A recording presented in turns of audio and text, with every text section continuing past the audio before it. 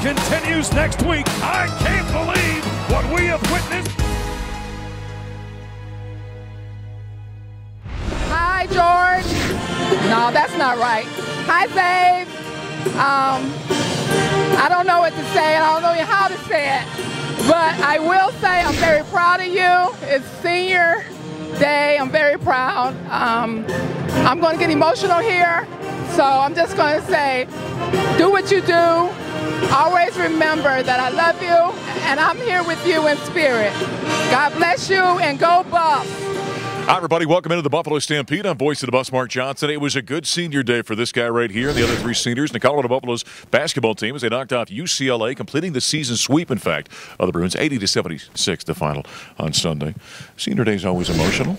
I saw some watering coming out of your eyes, or? Yeah, I got emotional coming out the tunnel, and it probably would never happen if it wasn't for Derek and him putting up that. The guys from Buff Vision, right? Exactly. They're turd-jerkers, those guys. Exactly, got me. But my mom just got on the big screen and said some words, and it's funny, man. She always gets the best of my emotions. I don't doubt that. Well, moms are supposed to do that. Exactly. Yeah. It was kind of a roller coaster kind of ball game, wasn't it, for you guys? Yeah, it was. It was a roller coaster game. As a team and for myself individually, I had a little bit of everything. Yeah. I had the highs, the lows. I was taking bad shots and missing them. Hit a shot and made it, and the arena went crazy. Had a block. It was a really fun game, and then obviously we came out with the W. So it was a good exit game. It's funny to sit here and say George said I was taking bad shots. Do you know at the time you're taking bad shots? Do I say again? Do you know at the time you're taking bad shots? Yeah, I knew when I left. I probably should have, I had a 7-footer close down on me. I should have drove it, or I should have posted Tyler Bay, post-fed him, but I let it fly. So I don't know if it was because it was just the last game at Coors and that I was just letting it go or whatnot. But no, it was like I said, a good game, highs and lows, and then we came out with the W. The block that George is referring to, I think was really kind of the turning point in the second half of that ball game. Wilkes goes in for a two-handed dunk. And that's not a place where a lot of times you can make a defensive play. Guys get posterized, but you made a heck of a play on that. Yeah, I was able to make a play on the dunk, and I'm glad I did. It was, like I said, it's a good exit game, good defensive play. Actually, the referee gave me a compliment about the block in the middle of the game afterwards, so that was cool. But yeah, I'm glad I'm leaving Coors with a game like this. You know what Dom Collier told me after the game? He said if you're going to dunk on George King, you got to go to 13 feet. Is that right? 13, baby. 13. Speaking of those other seniors, Dominic Collier, Josh Repine, and of course Torrey Miller-Stewart, who's been out with an injury this season. We also heard from them on Senior Day. It's been everything to me. And growing up here, and I used to come with my dad, and we'd sit like 3-4 rows off the court, and my dream was always to play D1 college basketball. The fact that I could come here and do it is just a dream come true, and CU's just been everything. Just the tradition and being a part of everything here is just a dream come true. And you only got these 15 guys through the traveling bus rides, even in the locker room. You just build kind of a bond. A bond that's not like any other. I got brothers and sisters, obviously, that I have a bond with, but I don't see them every single day. I see these guys majority of the time, every day. It's a blessing, but here it's just a special place. Not only the people, but just being around the scenery, the mountains. You don't get to see that everywhere, scenery-wise. And the people, I guess, are just unlike any other, especially once you build that chemistry amongst your teammates and coaches and peers and just people you see on everyday campus. I met more people here just walking around, them saying hi to me versus somewhere else. So I think it's really special. It's been really fun playing here, especially in front of fans and friends back home from Denver that get to come up here in Boulder, and especially for just a Colorado kid. You grow up and want to play for your in-state school. Throughout my time here, I played in a lot of big games and a lot of fun games against a lot of high-level competition. You look back and you can't really take anything back from that because it's just a really good experience that I've had while I was here. I've had a lot of fun, especially with the guys. I know it hasn't been the same group of guys every 4 years, but the bonds I've made with the freshmen and this past seniors that have left, I think that's the most fun part. We work all throughout the year, and then just to come out here and play on the court and then just make the fans happy and to make ourselves happy, that's just a lot of fun and just a great feeling just to feel. Ball on the right wing, plays up top, Collier catch. He'll fire the three right between the eyes from downtown. And that's the way you start out on senior day in your final home game.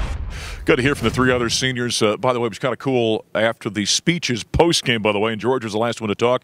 Did you think the football team was out there with you? You got tackled out there by those guys. I got tackled. I thought I was in pads again. But no, yeah, McKinley and the team came in and tackled me down to the floor, which I really appreciated. It's kind of our thing. When it's a guy's birthday, we always kind of tackle him and kind of jump him for his birthday or whatnot. It wasn't my birthday. They actually didn't jump me on my birthday, but I guess they couldn't have picked a better time to do it. But, yeah, they came out of nowhere. I got blindsided. I got ear-holed, if you will, in football terms. But sure enough, yeah, they got me, so it's all good. Hey, I don't want to put the cart ahead of the horse here because the season's obviously not over, but as you walk out of here for the last time, what kind of crosses your mind being in Buffalo and all the hours you spent in this building? Exactly that. Man, I'm just walking out of here. I'm like, man, that was the last time I ever played in this building with a Colorado jersey on in front of these fans. And, still, settling in. And it's crazy how fast it's gone by. Like, I'm not going to play here again in this building. That's crazy. All right, watch out. He's ready to cry on the show here. We're not going to let him do that. All right. Hey, you still got work to do, though, right? You got a big game at Utah, and you know how tough that is this weekend. Oh, yeah, for sure. Utah's a great team, really good team at home. They're kind of like us. They're even better at home. And they got talented players, good, solid post guys, and solid guard play. It's not going to be an easy one, but it is going to be, I think it's a perfect game to try to go in and win before going to Vegas because of the type of team Utah is. And I'd say this, with the type of team the Buffaloes are, the way you guys have played, beat top teams, you've really got a shot. And I think the way this Pac-12 is, it's really anybody's tournament to go and win. Absolutely, absolutely. And that's one thing we're looking forward to, is because, one, we know we're going to be playing on the first night. So I think that's an advantage to us because we come out and we get that win. That second game, we're playing a team who hasn't played yet. So now we're already used to the Rams or whatnot. We got a little momentum. And again, I think we can be one of those teams that nobody wants to play. I like it. You never know what you're going to get. Well, I've loved calling your games. Let's let this thing go as long as we can. What do you say? Absolutely. All right. That's George King, senior for the Colorado Buffaloes, as they get set for their final regular season game on Saturday in Utah. Coming up next from CUBuffs.com, Neill Woelk is going to join us here on the Stampede.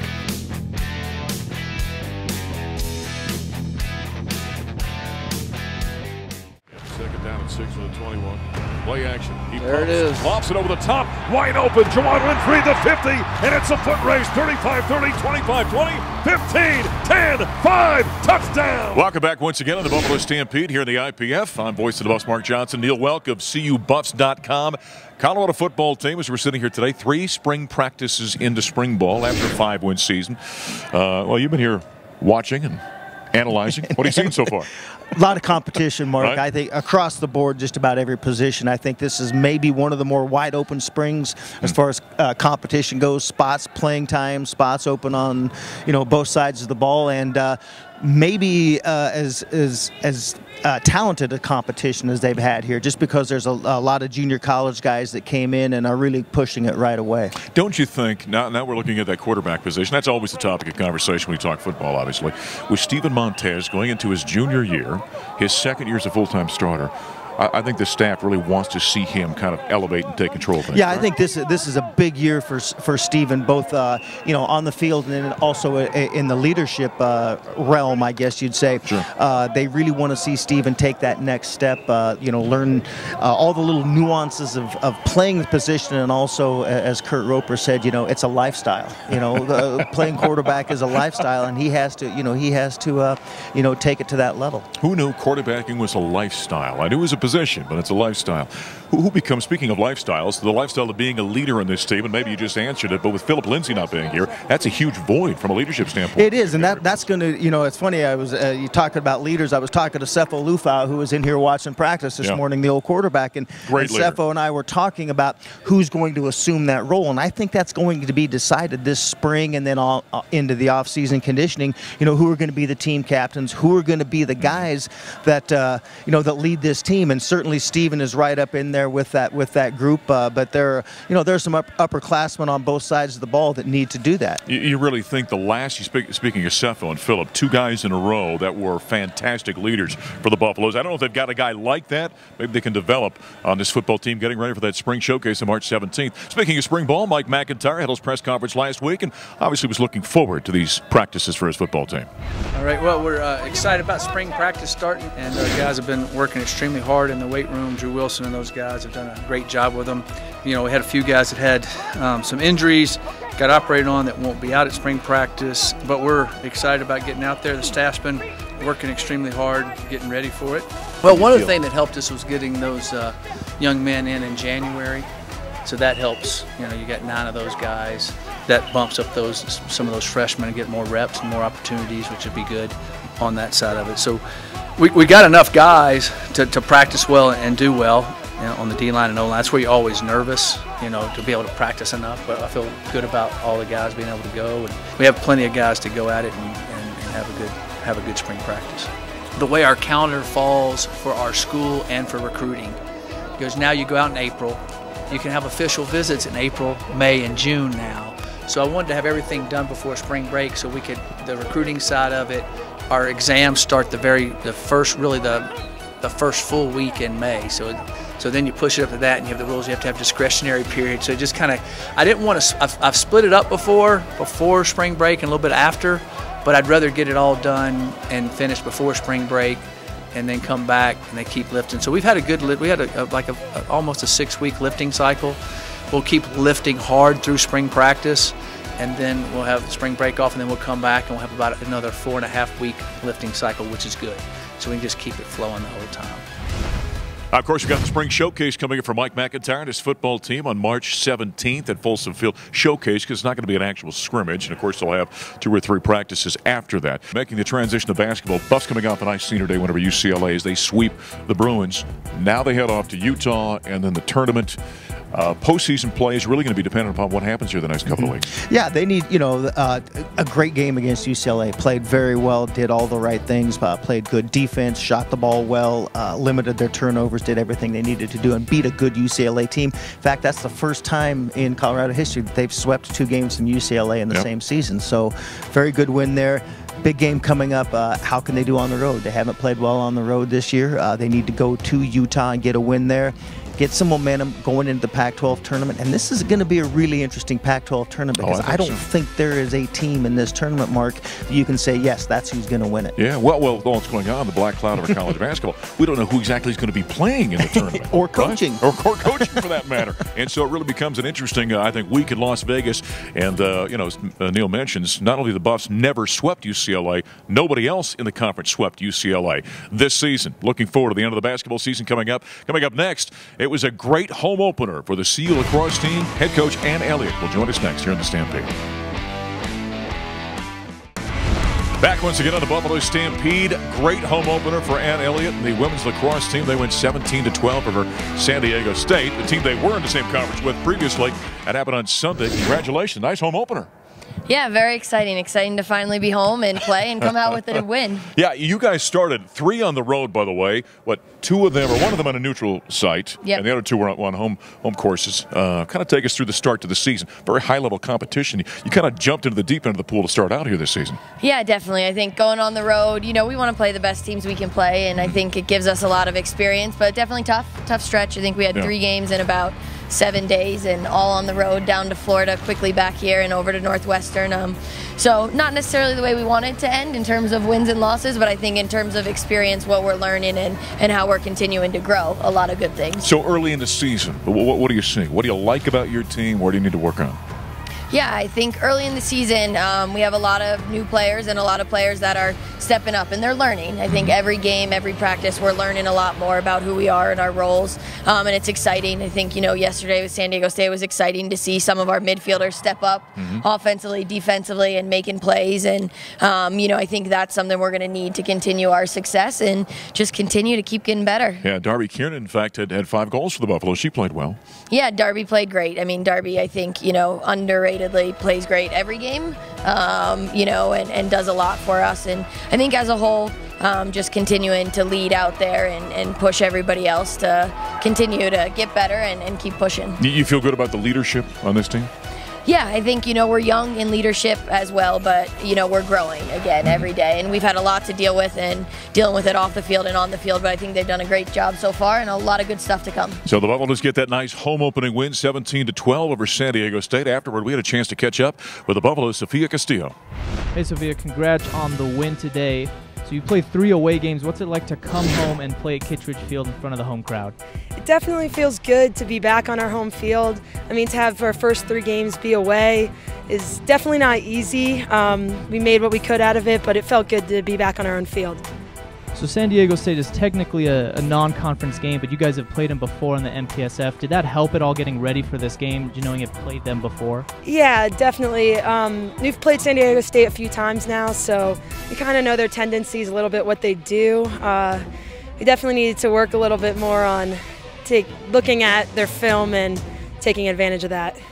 Okay, well, you guys got a big win today. Are you excited for Pac-12? You guys officially in the Pac-12, ready for that season to come up?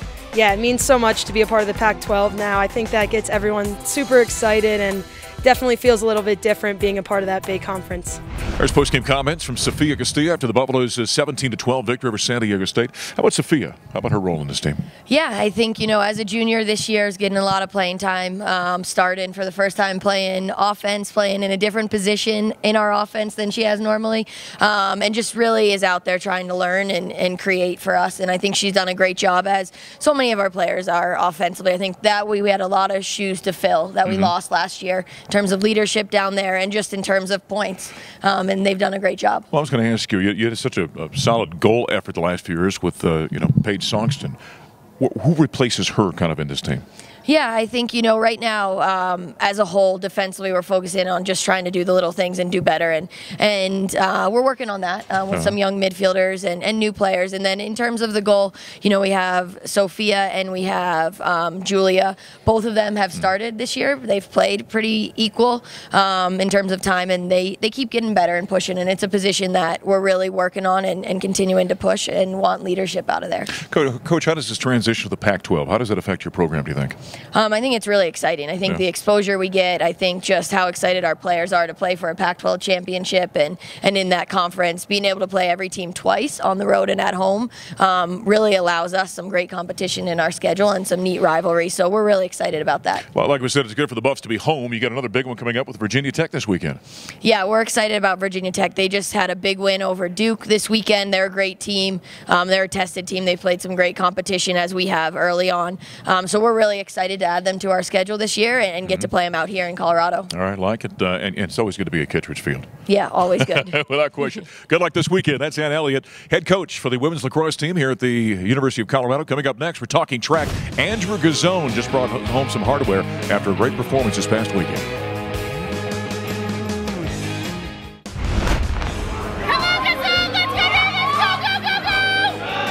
Welcome back once again on the Buffalo Stampede. I'm voice of the Buffs, Mark Johnson. Last weekend, the MPSF Track Championships. This guy right here, Andrew Ghizzone, senior for the Buffaloes, became the first Buffs ever to win the heptathlon. Congratulations.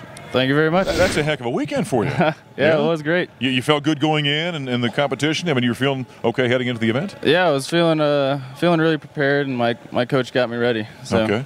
How does one get into the heptathlon? First off, you know what? For the people that are watching the show, you hear heptathlon. We think we know what it means. Once every 4 years, we hear about it in the Olympics.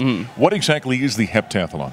So the heptathlon's the indoor version of the decathlon. Okay. So it's 7 events. It's the 60, the long jump, shot put, high jump, 60 hurdles, pole vault, and then you finish with 1,000. Okay. Which means to do that, you've got to be a very good overall athlete then.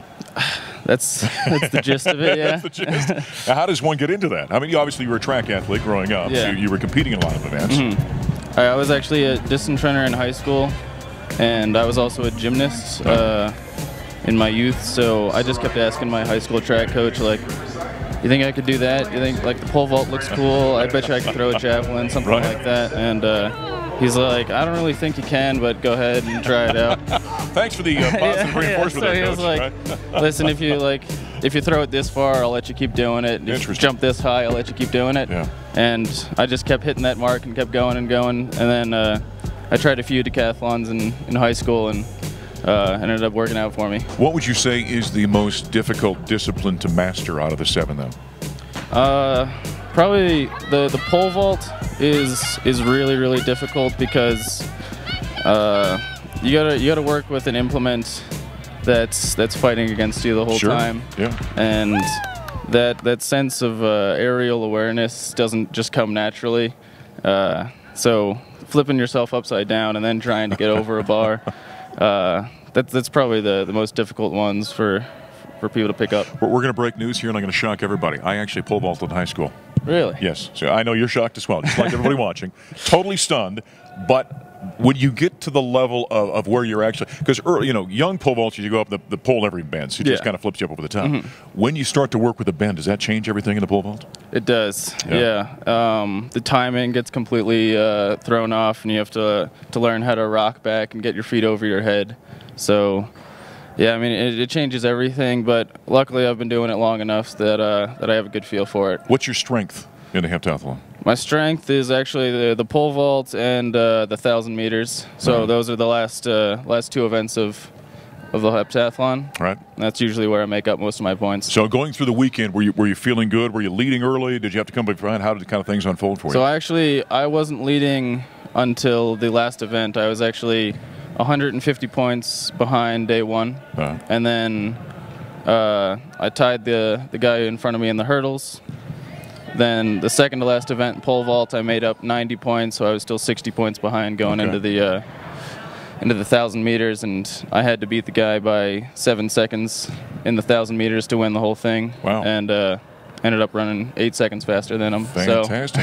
And now you guys are getting ready for the outdoor season, right? That's just around the corner here. Yep. Yeah. We start our home meet in 2 weeks, and I'll probably do that. I won't do the whole decathlon, but I'll try and sharpen up some of my individual events. All right. Well, fantastic. Congratulations to the weekend. That's outstanding. Thank you very much. All right. Andrew Ghizzone, he's a senior for the Buffaloes, won the heptathlon last week at the MPSF Track Championships. Hey, by the way, coming up on Saturday, we got a final regular season men's basketball game. We'll be in Salt Lake City, Buffs and Utes. Our coverage gets underway at 4:30 on the Colorado Basketball Network. We'll talk to you next time here in the Stampede.